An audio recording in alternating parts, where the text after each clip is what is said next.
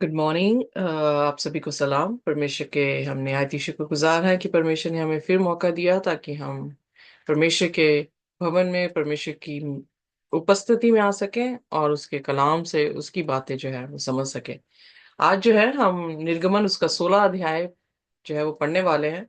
और हम ऑलरेडी देख चुके हैं किस प्रकार से परमेश्वर ने उन्हें मिस्र से निकाल लिया है, लाल समुद्र से भी पार कर दिया है और फिर शुर से एलिम तक जो है वो पहुंचे थे।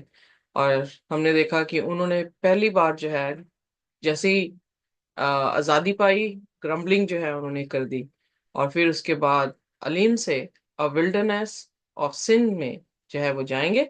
इसके बारे में चर्चा करने से पहले आइए अपने सिरों को झुकाएंगे और हम प्रार्थना में जाएंगे।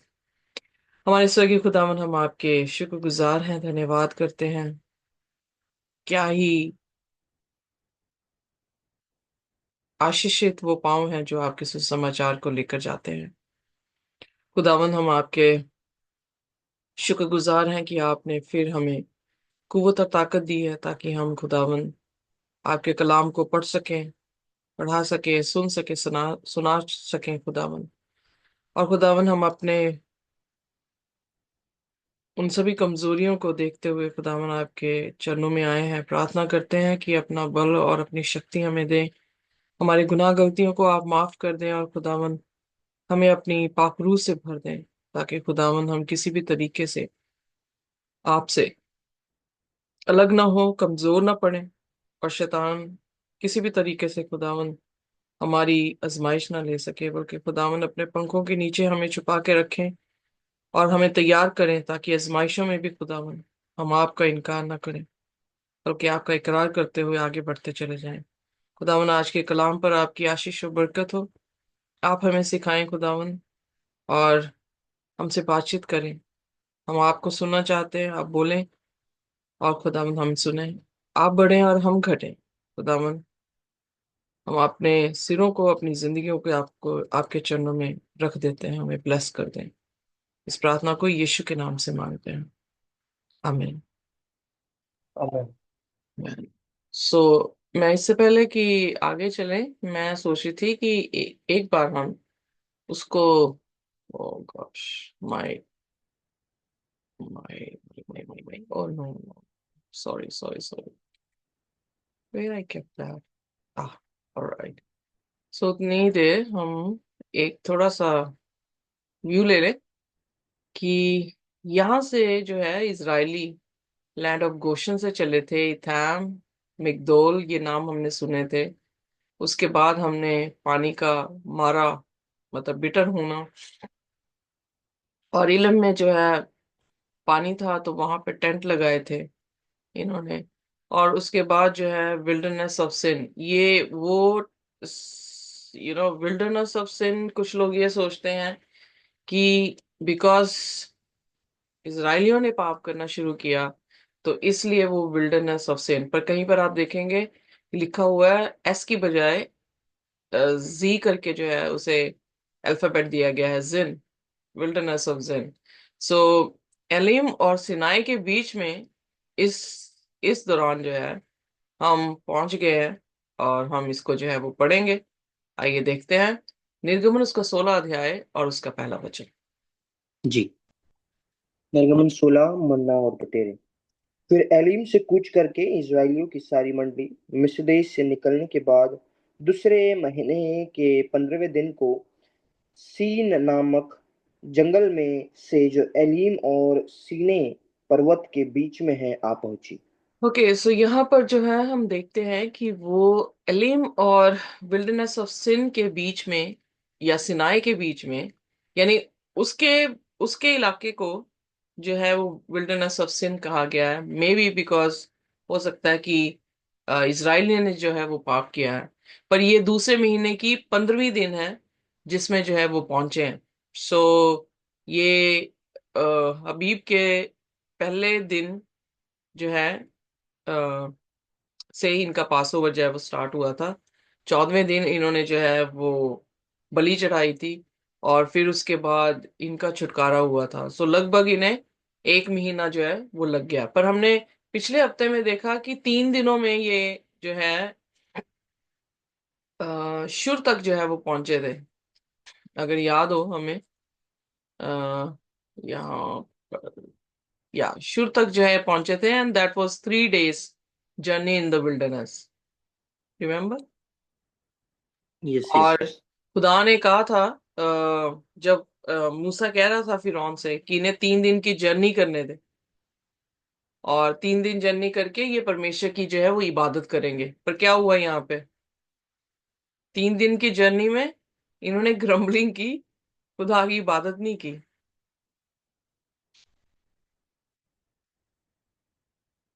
ओके, या so just I am making the point. So है, अब हम जो है देखेंगे निर्गमन उसका 16 और उसका पहला, कि 15वें दिन, दूसरे महीने के 15वें दिन, यानी 1 महीना हो गया इनको चलते हुए, और सारी की सारी कॉन्ग्रीगेशन जो है वो इलिम और विल्डरनेस, इलिम और सिनाई के बीच में जो है वो आ गई है। सो इलिम यहाँ पर है, और सिनाई जो है वो यहाँ पर है। तो ये लोग जो है वो बीच में है, राइट। या चले फिर, अब क्या होता है?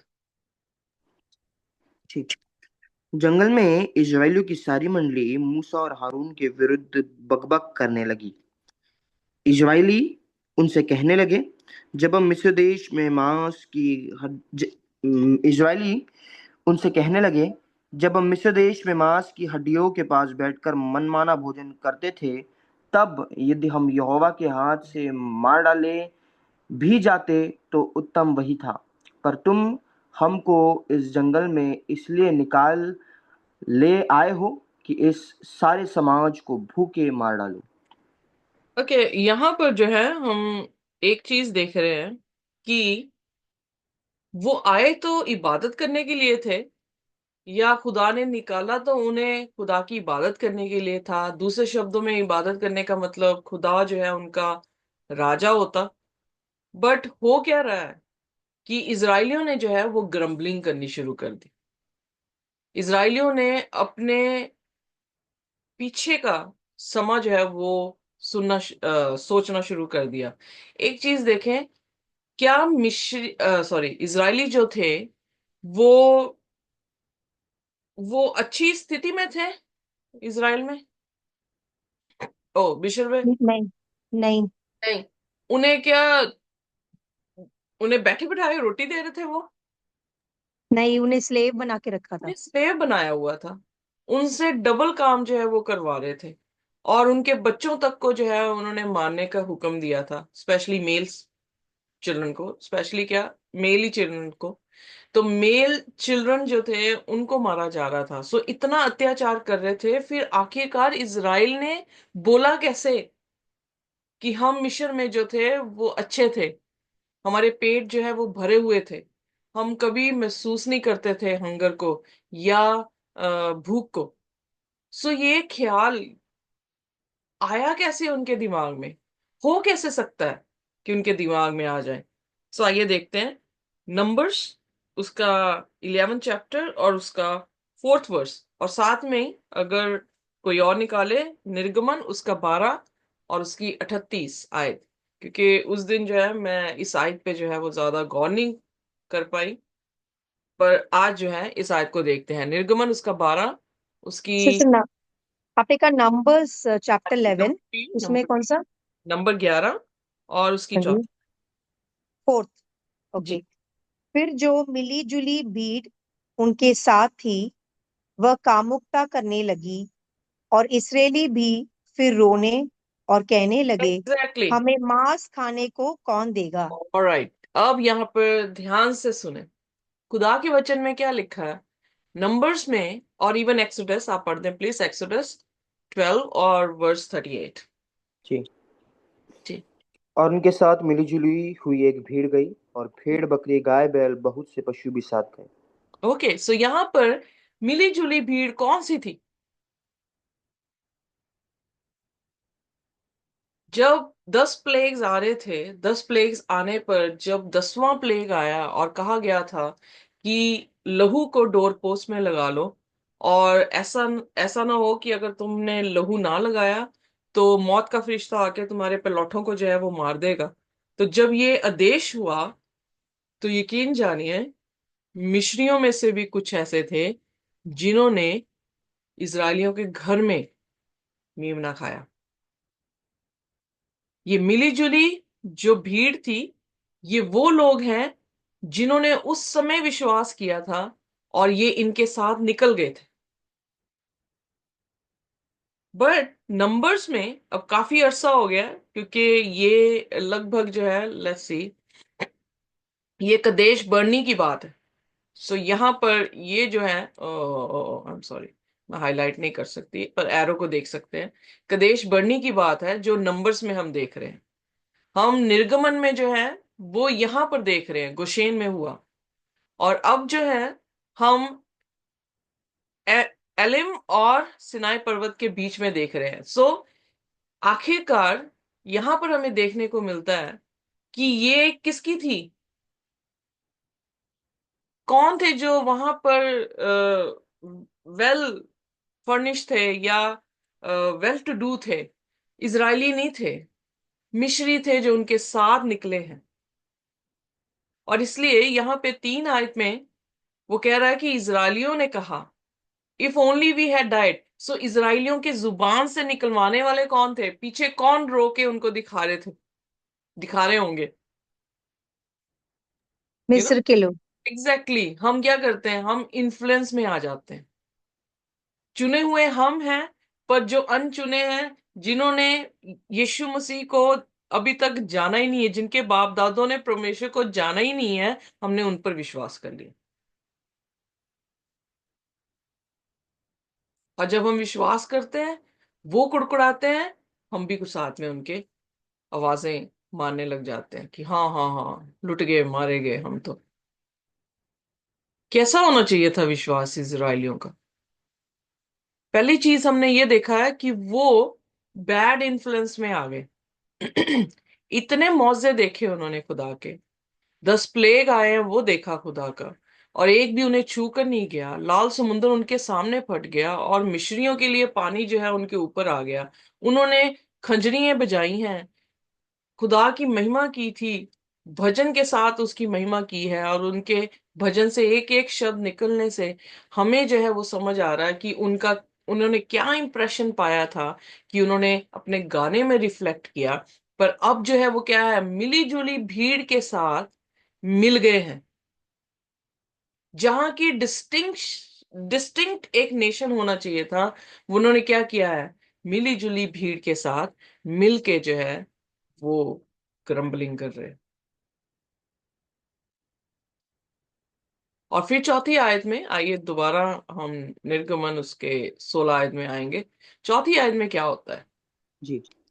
तब यहोवा ने मूसा से कहा, देखो, मैं तुम लोगों के लिए आकाश से भोजन वस्तु बरसाऊंगा, और ये लोग प्रतिदिन बाहर जाकर प्रतिदिन का भोजन इकट्ठा करेंगे। इससे मैं उनकी परीक्षा करूंगा कि ये मेरी व्यवस्था पर चलेंगे कि नहीं। ओके, अब परमेश्वर एक नेशन बना रहा था, उस नेशन का राजा कौन था, परमेश्वर था। और यस। उस नेशन की प्रजा कौन थी, उसके उसके लोग थे लोग जिनको उसने आजादी दी। काला था। इमेजिन करें हमारा परमेश्वर कौन है और हमें क्या आजाद किया है। अगर आजाद किया है तो हमारे साथ जरूरी नहीं कि हम सभी भेड़े हैं। बाइबल में लिखा है कुछ भेड़े हैं और कुछ बकरियां भी हैं।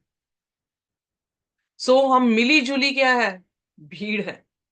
मिली जुली भीड़ में हम कैसे रिएक्ट करते हैं खुदा के प्रति, और खुदा हमारी परीक्षा किससे ले रहा है, अपनी विधियों से ले रहा है।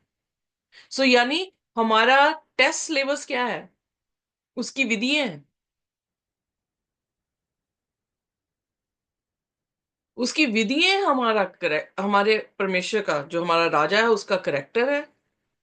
उसकी विधियां हमारा सिलेबस टेस्ट है या टेस्ट है, या वो सिलेबस है जिससे हमारा टेस्ट हो रहा है। और वो अपनी विधियों से ही हमारा इंसाफ कर रहा है।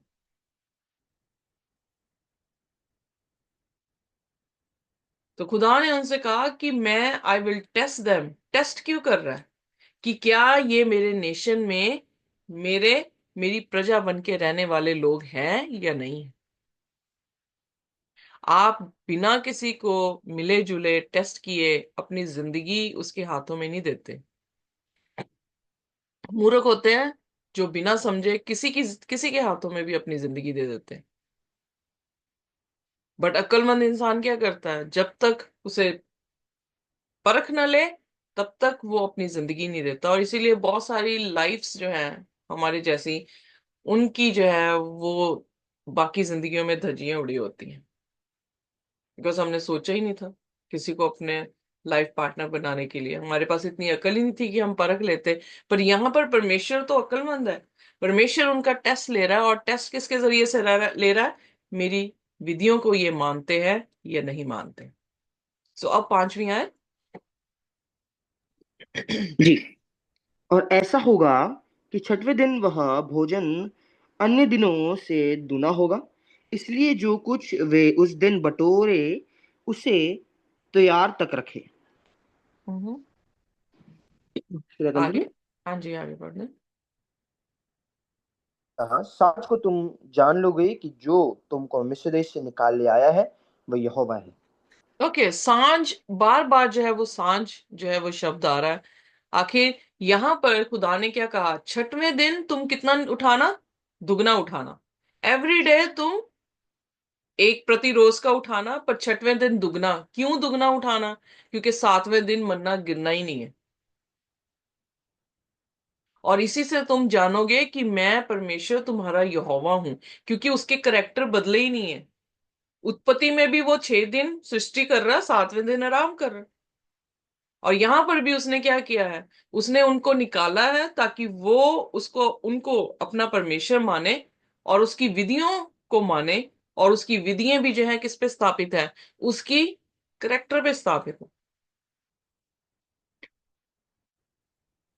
और फिर सातवें आयत में जो है वो अपनी महिमा सुबह जो है दिखाएगा। क्यों दिखाएगा? क्योंकि शाम तक तैयारी का दिन है।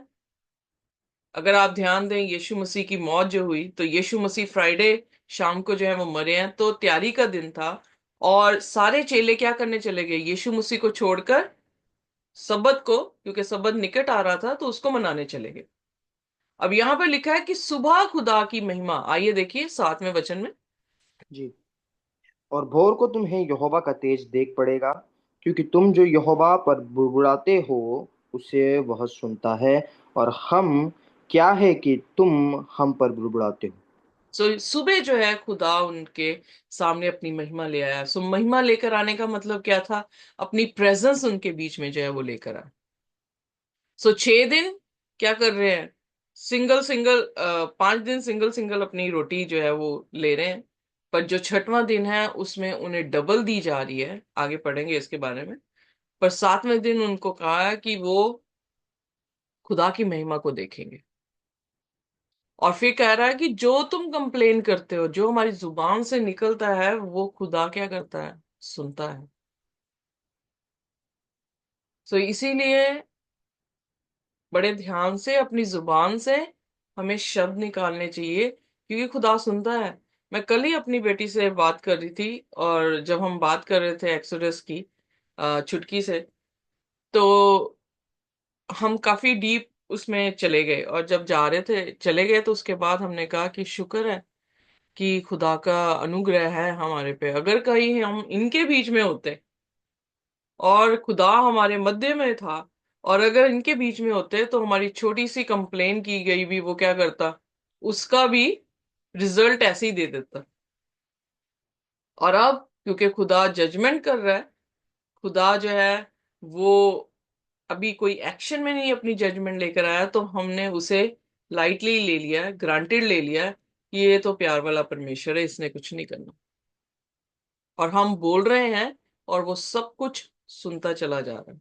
तो मैं उस चीज को फील कर रही थी कि हम अपनी जुबान से क्या क्या बोल देते हैं। We should not speak unnecessary. फिर 8वें वचन में आइए देखते हैं। जी। फिर मूसा ने कहा, यह तब होगा जब यहोवा साँझ को तुम्हें खाने के लिए मांस और भोर को रोटी मनमाने देगा, क्योंकि तुम जो उस पर बुड़बुड़ाते हो उससे वह सुनता है, और हम क्या है, तुम्हारा बुड़बुड़ाना हम पर नहीं यहोवा ही पर होता है। ओके, सो अब लीडर्स को बुड़बुड़ा रहे हैं, तो वो लीडर कौन था? मोसेस था। अगर मूसा को आके कंप्लेन कर रहे हैं, तो वो डायरेक्टली किसको कर रहे हैं और इजराइल इनडायरेक्टली किसको कर रहे हैं? खुदा की तरफ उस उनकी कंप्लेन है। लेकर कौन आया? मूसा लेकर आया उनको? परमेश्वर। खुदा लेकर आया उनको। सो इसलिए आप नंबर्स उसकी 11 और आप भजन संहिता 78 घर जाके जो है इसे पढ़ सकते हैं, तो आपको पूरी की पूरी जो है, वेल कुछ आयतें हम यहाँ पे पढ़ेंगे जरूर, बट यहाँ पर मैं पूरा नहीं पढ़ा सकती आपको, सो आप अपने घर में जो है इसे पढ़ सकते हैं, Psalm 78 और नंबर्स 11। सो वहां पर भी जो है इसके बारे में जिक्र आया है कि ये 2 बार जो है इस तरह से इंसिडेंट बताया जा रहा है कि हुआ है। पहली बार जब जब ये एलिम और सिनाई पर्वत के बीच में थे, और इन्होंने जो है इस तरह से बुड़बुड़ाया, और फिर उसके बाद जैसे मैंने कहा कदेश में जो है इन्होंने फिर से मांस खाने की जो है वो बात की है। सो यहाँ पर परमेश्वर के दास ने उन्हें कह दिया, ट्विलाइट अगेन, 2 इवनिंग्स के बीच में खुदा क्या देने वाला है? उन्हें मीट देने वाला है, और सुबह तुम्हें जो है वो क्या देगा? वो ब्रेड जो है वो देगा। अगर इवनिंग से दिन स्टार्ट हो रहा है, तो फ्राइडे इवनिंग और सैटरडे इवनिंग एक दिन हो गया जो कि सबत कहलाता है, और शाम को जो है वो क्या कर रहा है? उनको जो है मीट, और फिर सुबह जो है उन्हें ब्रेड देगा। सो लेट्स सी आगे क्या होता है 13वीं आयत में। 9th verse। Oh sorry, really? God, sorry sorry sorry, okay, 9 verse. फिर ये मूसा ने हारून से कहा, इस्राएलियों की सारी मंडली को आज्ञा दे कि यहोवा के सामने वरनु उसके समीप आए, क्योंकि उसने उनका बुड़बुड़ाना सुना है। और ऐसा हुआ कि जब हारून इस्राएलियों की सारी मंडली से ऐसे ही बातें कर रहा था कि उन्होंने जंगल की ओर दृष्टि करके देखा, और उनको यहोवा का तेज बादल में दिखलाई दिया। ओके, सो जब खुदा के लोग खुदा की सच्चाई को बोलते हैं, तो खुदा उनके पीछे ही होता है, खुदा उनके साथ ही होता है। हालेलुया। हालेलुया। अगर हालेलुया। झूठ बोल देते तो क्या होता? खुदा उनको भी खत्म कर देता। पर जो सच बोल रहे हैं उनके साथ खुदा पीछे खड़ा होता है, खुदा की महिमा जो है वो दिखती है। इसलिए परमेश्वर के वचन में लिखा कि मैं तेरे साथ रहूंगा। उसने कहा जाओ जाके सुसमाचार सुनाओ, मत्ती उसकी 28-19 से आखिरी आयत तक, देखो अंत तक मैं तुम्हारे साथ हूं। जब हम खुदा के गॉस्पेल को सुना रहे हैं तो खुदा हमारे साथ है। हमें किस चीज का डर है? अगर दुनिया डराना भी चाहे तो क्या कर लेगी हमारा? इसलिए कीप ऑन मूविंग, जो खुदा ने दिया उसे बोलते जाओ।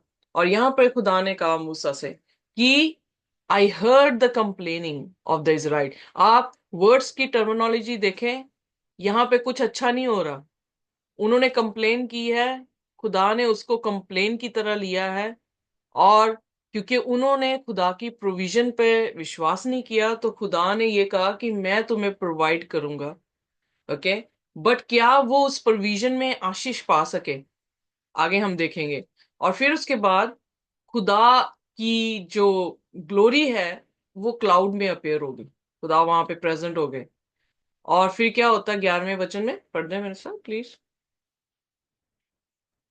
या तब यहोवा ने मूसा से कहा, इस्राएलियों का बुड़बुड़ाना मैंने सुना है। उनसे कह दे कि गोदालू के समय तुम मांस खाओगे, और भोर को तुम रोटी से तृप्त हो जाओगे, और तुम यह जान लोगे कि मैं तुम्हारा परमेश्वर यहोवा हूँ। ओके, सो यहां पर एट ट्विलाइट अगेन जो है 2 शामों के बीच की बात की गई है। यानी शाम से लेके शाम तक जो है एक दिन होता है। यहां पर हम देखते हैं कि अब परमेश्वर बोले मूसा से, और डायरेक्ट जो है आप देखेंगे डायरेक्ट किसी को भी नहीं खुदा की आवाज समझ आती है, क्योंकि सभी ये कहते हैं ऐसा लगा जैसे बहुत पानी जो है उस जैसी आवाज नजर आई। मेरे क्लिनिक में जो है एक पेशेंट आया, और उस पेशेंट के जो है उसने ईयरबड्स के साथ अपने कान जो है वो साफ करने की कोशिश की। जब वो कर रही थी तो जो कॉटन था वो उसके कान में रह गया, और वो डॉक्टर के पास आके कहने लगी कि शायद मेरे कान में जो है कॉटन बर्ड्स हैं, मैंने बड़ी कोशिश की है पर निकल नहीं रहा। और मैं जब इस कान को बंद, अपने राइट मतलब जो सही कान है उसको बंद कर दूं, तो मुझे आवाज ऐसे आती है जैसे मैं पानी के बीच में हूं, और पानी के बीच में जैसे लोग बोल रहे हैं और आवाज क्लियर नहीं है। तो मेरा एकदम से ध्यान जो है वो कहाँ पे गया, खुदा के कलाम पर गया, कि लोगों को क्यों नहीं सुन रहा, लोगों को पानियों जैसी आवाज क्यों आ रही है। क्योंकि एक छोटा सा, और फिर डॉक्टर ने जो है उसको सक्शन किया, माइक्रो सक्शन किया, और उसमें से हाफ इंच कॉटन जो है उसके कान से निकाला। वो half centimetre, sorry, half centimetre क्या उसे दिखा रहा था, उसका कान ऐसे सुन रहा था जैसे बहुत सारे पानियों में से आवाजें आ रही। तो अगर लोग, भीड़ परमेश्वर की आवाज को इस तरह से सुन रहे थे, तो व्हाट डज दैट मीन? उनके हाफ सेंटीमीटर के भी जो पाप थे वो उनकी आवाज को सुनाने या यू नो उन्हें सुनने के काबिल नहीं बना रहे थे। और इसलिए नबी सुन पा रहा था क्योंकि नबी में जो है वो पवित्रता ही थी और खुदा की आवाज को सुन रहा है। बट जो दूसरी भीड़ है वो अपने पाप में ही है, और वो खुदा की आवाज को नहीं सुन पा रहे। सो इसलिए यहां पर पाप के कारण खुदा ने हमेशा अपने नबी को चुना, ताकि उसकी जुबान बने और लोग उस जुबान को समझ सके। इसीलिए बाइबल हमें दी है जो उसकी जुबान है, और वो बाइबल डिक्टेट नहीं करवाई गई है। बाइबल में चीजें बताई गई हैं पर लोगों ने अपने भाषा में उसे अपनी तरह से एक्सप्रेस किया है। तभी गॉस्पेल में आप देखेंगे कि expression, the way of expression different है सभी के, पर मैटर इज सेम। जो वो देख रहे हैं वो अपनी तरफ से लिख रहे हैं, डिक्टेशन नहीं हुई है।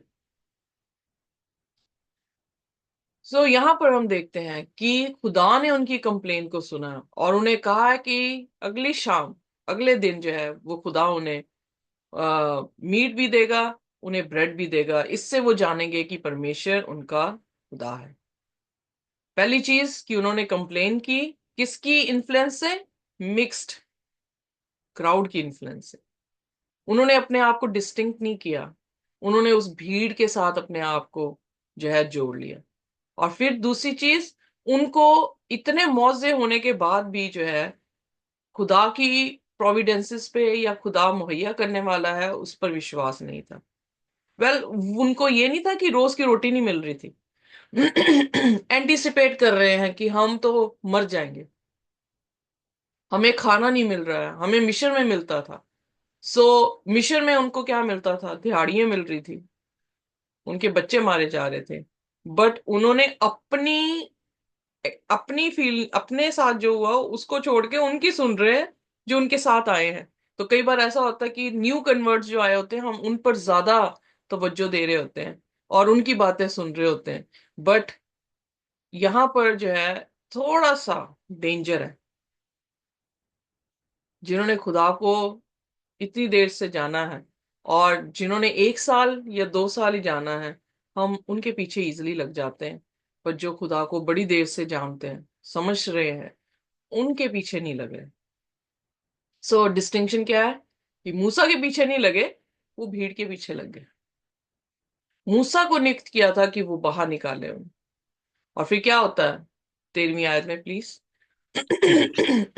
तब ऐसा हुआ कि सांझ को बटोरे तब ऐसा हुआ कि सांझ को बटोरे आकर सारी छावनी पर बैठ गई और भोर की छावनी के चारों ओर ओस पड़ी।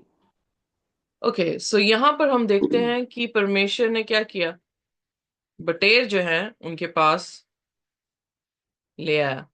सो बटेर कैसे आई? बहुत सारे लोग या थियोलॉजियंस इस चीज पर विश्वास करते हैं। इवन जो यहूदी हैं, मैं उनका भी थोड़ा सा लिटरेचर पढ़ रही थी, तो वो ये विश्वास करते हैं कि ये माइग्रेटेड बर्ड्स थे जो हमेशा माइग्रेट होते हैं, और ये माइग्रेट होकर जो है वो इस जगह पर आए थे।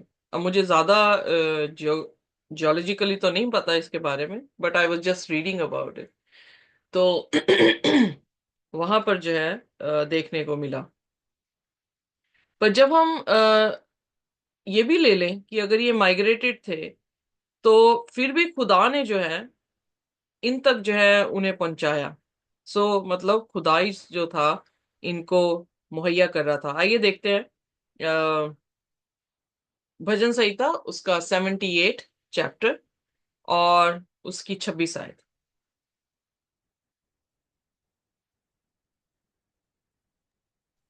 Sam's 78 26 verse. उसने आकाश में पुरवाई को चलाया और अपनी शक्ति से दक्षिणी बहाई, और उनके लिए मांस धूल के समान बहुत बरसाया, और समुद्र के बालू के समान अनगिनत पक्षी भेजे, सो और यहाँ पर, या सॉरी, उनके छावनी के बीच में उनके निवासों के चारों ओर गिराए। ओके। हालेलुया। तो यहाँ पर भजन संहिता 78 में क्या कह रहा है कि खुदा ने अपनी सामर्थ से एक ऐसी, आप देख रहे हैं कि लाल समुद्र को भी कैसे वो दो चीजों में बांट रहा था। पूरी रात क्या चली थी? हवा चली थी। यहाँ पर भी जो है वो हवा चली है, और हवा के डायरेक्शंस के साथ क्या हो रहा है, जो पक्षी हैं, ये बटेर है, वो उड़ नहीं पाई उसके अगेंस्ट, बट वो क्या हुई है, यहाँ पर उन्हें जो है वो भेज दिया गया। अगर वो ये कहते हैं माइग्रेटेड, पर बाइबल का वचन ये कह रहा है कि खुदा ने अपनी पावर के साथ उन्हें भेजा था। एक तरह के माइग्रेट ही किया उन्हें। जा कहीं और रहे होंगे, ये जाना कहीं था, पर हवा ने क्या किया, उनको इनकी तरफ जो है वो डाल दिया। अब फिर अगली आयत पढ़ते हैं प्लीज सिस्टर तारे। वे खाकर अति तृप्त हुए, और उसने उनकी कामना पूरी की।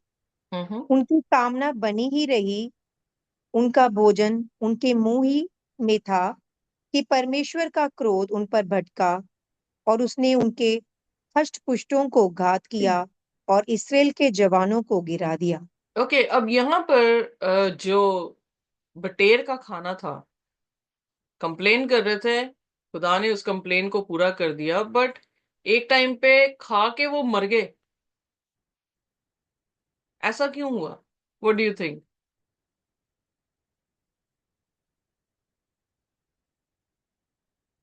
क्या खुदा हमें आशीष दे के उसके बाद मार देता? नहीं। जी नहीं। फिर ऐसा क्यों हुआ कि खुदा को जो है गुस्सा आया, और खुदा ने जो है उनके मुंह में ही था, और वो क्या कर दिया, उनको मार दिया। इस दिन को लेकर कि 6 दिन तक उन 6 दिन तक वो दुगना बरसाया जाएगा, और छठ 7वें दिन के लिए नहीं कहा छह था दिन तो तक उन नहीं, 7, 6वें दिन दुगना।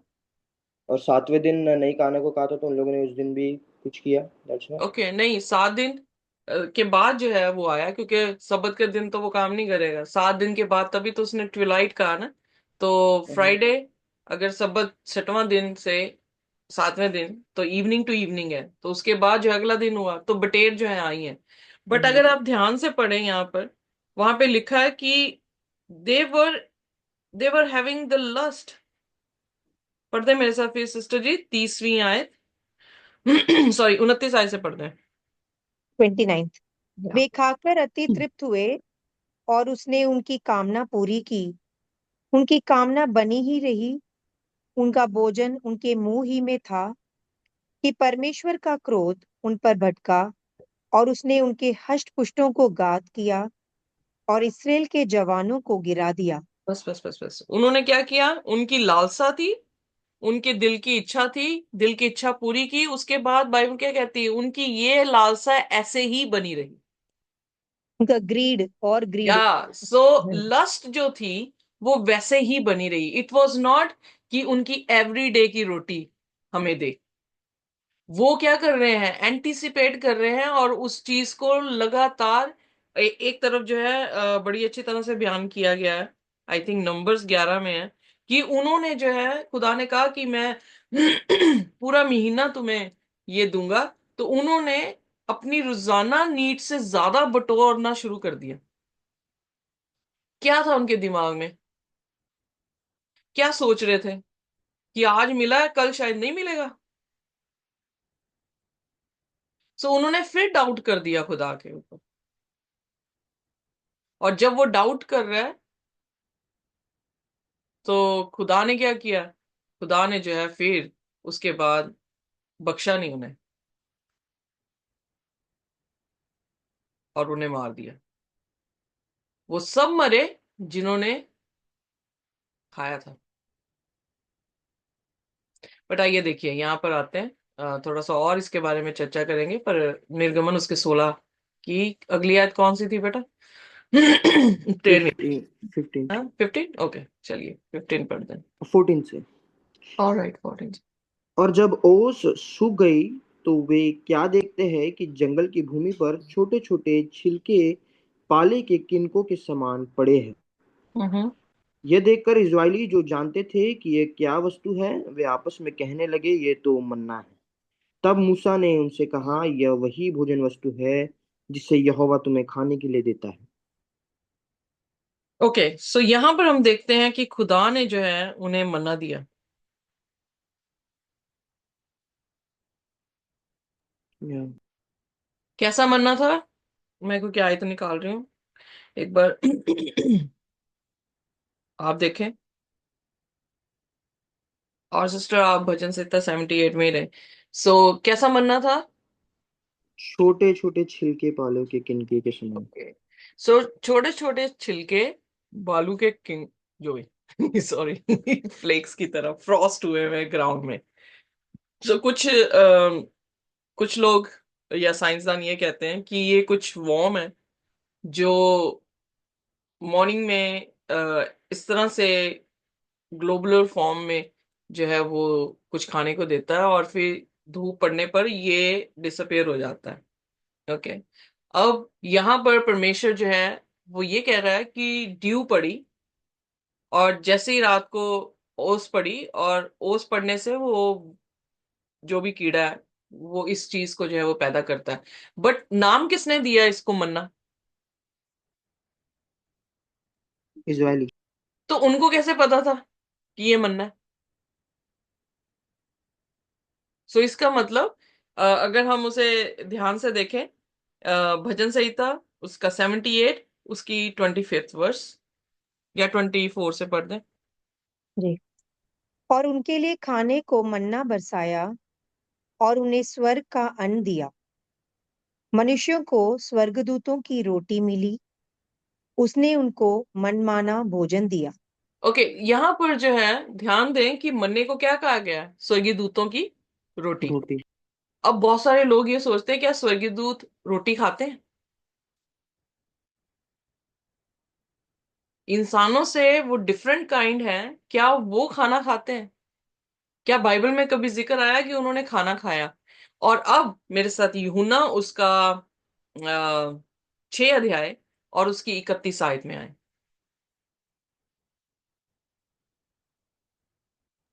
31 31। हाँ जी। हमारे बाप दादाओं ने जंगल में मन्ना खाया, जैसा लिखा है, उसने उन्हें खाने के लिए स्वर्ग से रोटी दी।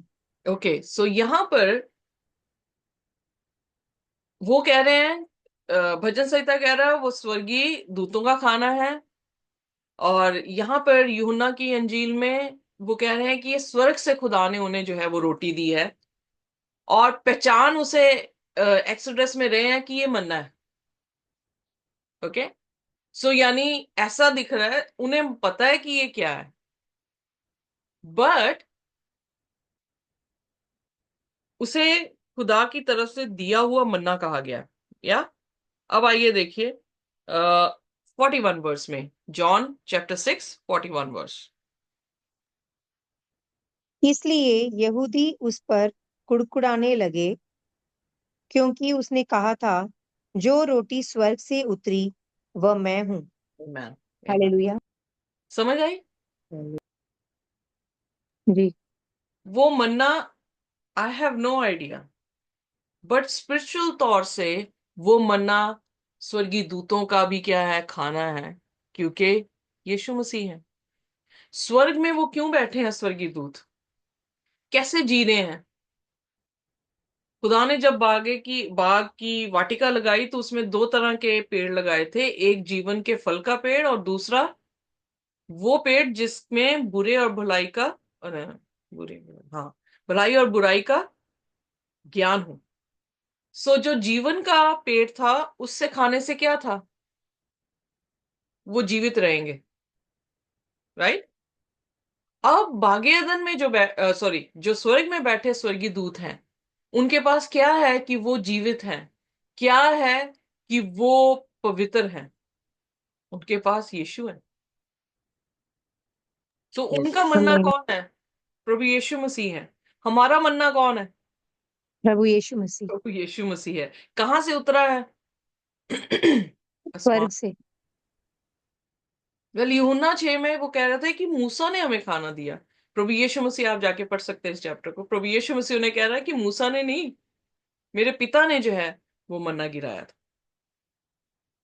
सो मन्ना जो है वो खुदा के वचन में हमें देखने को मिलता है कि जैसे उनके पास मन्ना था जो कि स्वर्गीय दूतों का खाना था, वैसे ही हमारे पास मन्ना आया है। और वो मन्ना कौन है? खुदा का कलाम है। और इसी को अगर हम प्रकाशित वाक्य उसके पहले अध्याय की पहली आयतों को देखते हैं, आइए देख लेते हैं। सॉरी, मुझे वर्सेस जो है और वर्सेस कोड कर रही हूँ।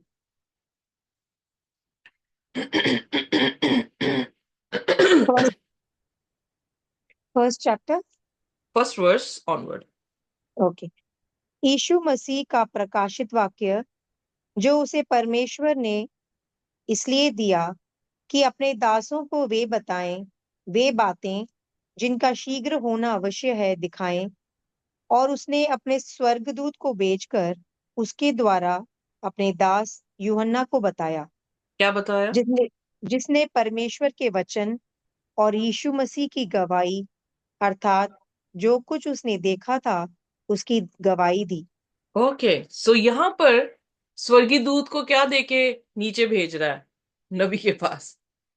मन्ना। और वो मन्ना क्या है? खुदा का कलाम है। और टेस्टमनी ऑफ जीसस, यानी स्पिरिट ऑफ प्रोफेसी मींस जो खुदा के नबियों के जरिए से कलाम हम तक पहुंचा है, उसकी कदर करना। इसीलिए गलेतियों में पहले अध्याय में 5वीं आयत में पौलुस कहता, आई मार्वल कि तुम गॉस्पल को छोड़कर कितनी जल्दी जो है वो दूसरे गॉस्पल में चले गए। और फिर उसने कहा कि दूसरा कोई गॉस्पल ही नहीं है, एक ही गॉस्पल है। और कह रहा है कि अगर कोई भी स्वर्गीय दूत भी जो हमने तुम्हें सुनाया है उससे उलट तुम्हारे पास आकर गॉस्पल दे दे, तो उस पर क्या पड़े? शराब पड़े।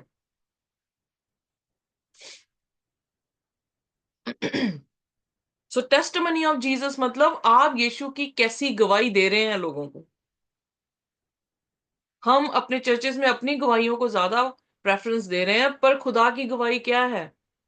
खुदा की गवाही का मतलब ये नहीं कि आपकी जिंदगी में क्या किया है, पर खुदा क्या बोल रहा है नबियों के जरिए हमसे, उसको बयान करें। सो मन्ना जो है उन्होंने, आइए देखिए अब निर्गमन उसका 16 उसकी 31 आयत को पढ़ेंगे। 31। हाँ जी, 31। इज़राइल के घराने ने उस वस्तु का नाम मन्ना रखा, और वह धनिया के समान श्वेत था, और उसका स्वाद मधु के बने हुए पुए का सा था। ओके, सो यहाँ पर अब मन्ने के बारे में जिक्र आया कि कैसा है, कोरिएंडर सीड की तरह था। कितना छोटा होता कोरिएंडर सीड, बिल्कुल हल्का सा। और उसको बटोरने के लिए उन्हें उन्हें क्या करना पड़ेगा? मेरे ख्याल से स्कूप ही कर रहे होंगे वो, कोई चीज के साथ उसको ऐसे ले रहे होंगे।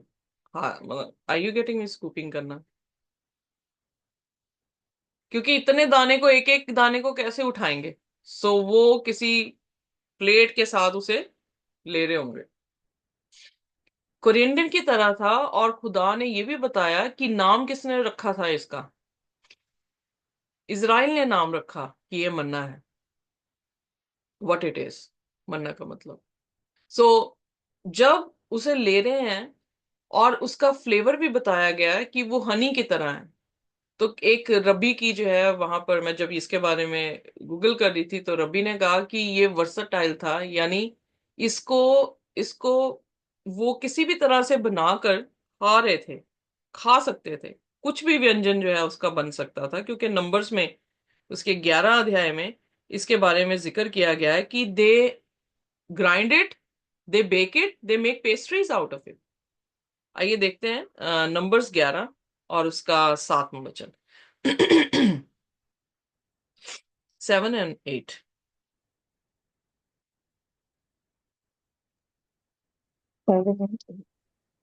मन्ना तो धनिये के समान था और उसका रंग रूप मोती का सा था।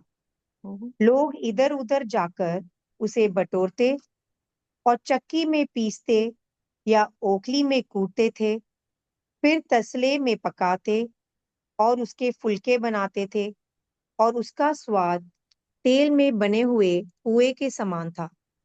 तो उसका स्वाद जो था, किसी भी तरह से उसे कुछ भी बना सकते थे कूट के। जैसे हमारे ये कनक है, कनक को कूट के आप रोटी भी बना लें, उसका हलवा भी बन जाता है, यू नो। सो जिस तरह से भी हम खाना चाहें उसे हम खा सकते हैं। आप देखेंगे कि सूजी और कैसे पोहा बनता है, उसमें कितने अलग अलग तरह के जो है वो डिशेस बनाए जा सकते हैं। सो इस कदर था कि उसे जो है वो पीसते थे, और उसकी फुलके बनते थे, केक्स बनते थे, और the taste it was of the taste of the fresh oil. So जितना भी बयान किया गया है, उससे ये पता लगता है कि खुदा ने उनको जो है उनकी रोज की रोटी जो है वो दे रहा था। अगर आप देखें कि प्रभु यीशु मसीह के पास उसके चेले आए, तो दुआ कैसी करनी है हमें सिखा कह रहे थे। तो यीशु ने जब उनको दुआए रुबानी सुनाई या सिखाई, तो उसमें उसने क्या कहा, हमें रोज की रोटी आज हमें दे। यानी कल की चिंता नहीं करनी, और कल की चिंता वो करेंगे जिनको भरोसा नहीं है खुदा पर। आप देखेंगे हमारी ग्रम्बलिंग जो है वो most of the time future को देख के होती है, कल को देख के होती है। हमारे पास पैसे नहीं है, कल हम कैसे राशन लेकर आएंगे। हमारे पास ये नहीं है, कल हमने फीसें बच्चों की कैसे देनी है। हमारे पास ये नहीं है, कल हमने जो है बच्चों की शादियां कब करनी है। कल हमारे ये है, बच्चों के बच्चे होंगे तो हमने क्या उनके, आर यू गेटिंग। सो कल की चिंता के लिए हम आज का दिन क्या करते हैं, कैसे बिताते हैं, ग्रम्बलिंग करके बताते हैं। अब रोज की रोटी खुदा उन्हें दे रहा था, ये नहीं कि वो भूखे थे, बट क्या हुआ, कल की चिंता। कल को उन्होंने पास के साथ कंपेयर कर दिया, कल की चिंता को पास से कंपेयर कंपेयर कर रहे हैं, और कल कल जो देखा ही नहीं है उन्होंने, उसके लिए ग्रम्बल आज के दिन कर दी। तो खुदा ने क्या किया, खुदा ने ये चीज को बिल्कुल भी नवाजा नहीं, उसको अप्रिशिएट नहीं किया। वो मुहैया कर रहा है उनको हर चीज। उनका जो पानी बिटर था, उसे उसने मीठा किया था शुरू में। अब यहां पर क्या हो रहा है, मारा में आकर। सो यहां पर भी वो क्या कर रहे हैं, ग्रम्बल करना शुरू कर रहे हैं। और मांगा क्या उन्होंने, मीट मांगा, जो कि ओरिजिनल डाइट में मीट खुदा ने मुहैया नहीं करना था। पर उनकी डिजायर को उन्होंने पूरा किया। कई बार ऐसा होता है कि हम दुआएं मांग रहे हैं, डिजायर पूरी कर देता, पर वो डिजायर इतनी बुरी निकलती है कि हम बाद में रोते हैं। तो इसीलिए प्रभु यीशु मसीह ने जब दुआ करनी सिखाई, तो उसने कहा, हे पिता, जैसे आसमान पे तेरी मर्जी पूरी होती है, वैसे ही जमीन पर भी तेरी मर्जी पूरी हो। क्योंकि उसकी मर्जी कुशल की है, जो कि यिर्मयाह उसके आई थिंक 11 नहीं 28 की 11 या 29 की 11। 29 की 11, sorry, thank you very much. 29 की 11 में है कि उसकी जो प्लान्स है हमारे लिए, वो हानि के नहीं है, बल्कि कुशल और आशा के हैं। भविष्य के। सो इसलिए भविष्य की चिंता नहीं करनी, क्योंकि प्लान कौन कर रहा है भविष्य के बारे में? खुदावन यीशु मसीह। बहुत सारे लोग डर के मारे कि परसिक्यूशन आएगा खुदा को छोड़ के चले जाते हैं, कल के बारे में सोचते हुए। आज उन्होंने इनकार कर दिया और आज रात को वो मर जाते हैं। तो जस्ट देखिए कि कितना इम्पैक्ट हमारी लाइफ में जो है वो पड़ सकता है, कि हमने कल की चिंता करके आज की अपने अपने रिलेशनशिप को जो है खुदा के साथ क्या कर दिया, तोड़ दिया। तो जब आज ही तोड़ दिया तो कल कैसे वो हमें मुहैया करेगा? तो उसकी प्रोविजंस पे, उसके उसकी महानता पर, उसके करेक्टर पर हमने क्या कर दिया, शक कर दिया।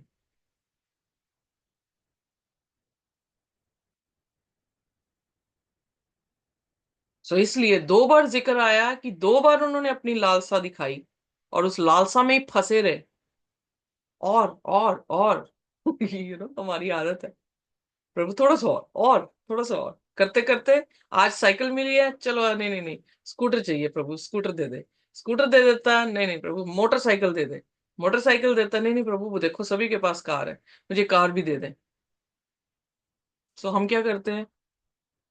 मोर, आई नीड मोर। बट क्या हम जो वो दे रहा है उसमें खुश हैं? इसीलिए इब्रानियों की पुस्तक में वो कहता, B content what you have. यहाँ पे हमारी संतुष्टि प्रभु यीशु मसीह में कितनी है उसको दिखाया जा रहा है। और वो खराब कब होती है? जब हम फ्यूचर के बारे में सोचते हैं। फ्यूचर होल्ड कौन कर रहा है? प्रभु यीशु मसीह कर रहे हैं। तो हमें क्यों डरने की जरूरत है जब वो हमारा बाप है? और वो मरा हुआ बाप नहीं है, वो जिंदा बाप, सब कुछ कर सकता है, उसने करके भी दिखाया। और करके दिखाने के बाद वो स्माइट कर रहा है उनको,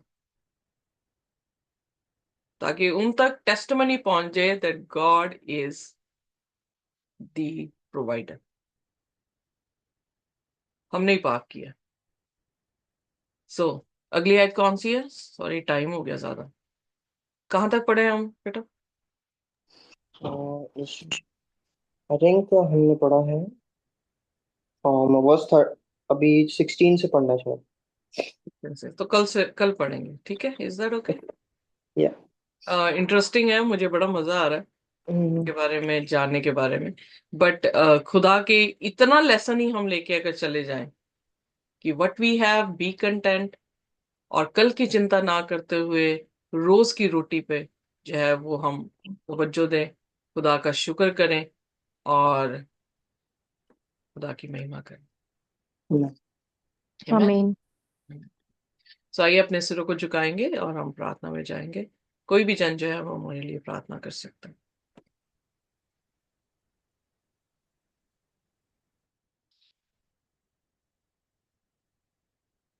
आइए हम प्रार्थना करें। हमारे स्वर्गीय पिता, खुदावंद आपकी महिमा, आपके नाम को जलाल देते हैं खुदा। आपकी स्तुति प्रशंसा, आपके नाम की इबादत करते हैं।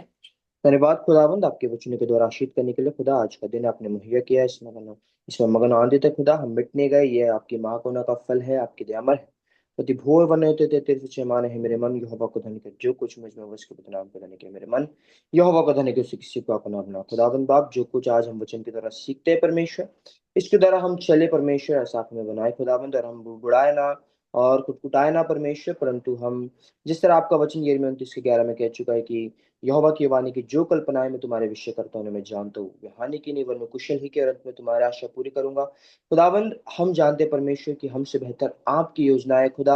हम परमेश्वर आप पर अपना ट्रस्ट रखते हैं खुदावंद, और आप हमारी अगुवाई कर रहे हैं, हम आपको धन्यवाद देते हैं खुदा।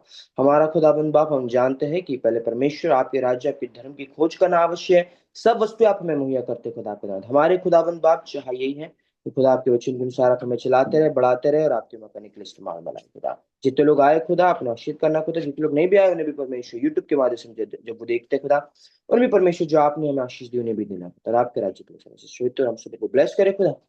खुदा जैसे रहती और हम सबको ब्लेस करो, और आपके राज्य के लिए चलाए। सारा जलाल आपको देता है, अभिषेक कि आप बड़े और हम घटे, आपका नाम बार पाए। सारी महिमा आपको देते हुए इसको यीशु मसीह के नाम मांगता हूँ, ऐसे कहीं कीजिए हमारे। खुदा की शांति और उसका अनुग्रह हमारे साथ जब तक कि वो दोबारा ना आ जाए इसी तरह से बना रहे। आमीन। आमीन।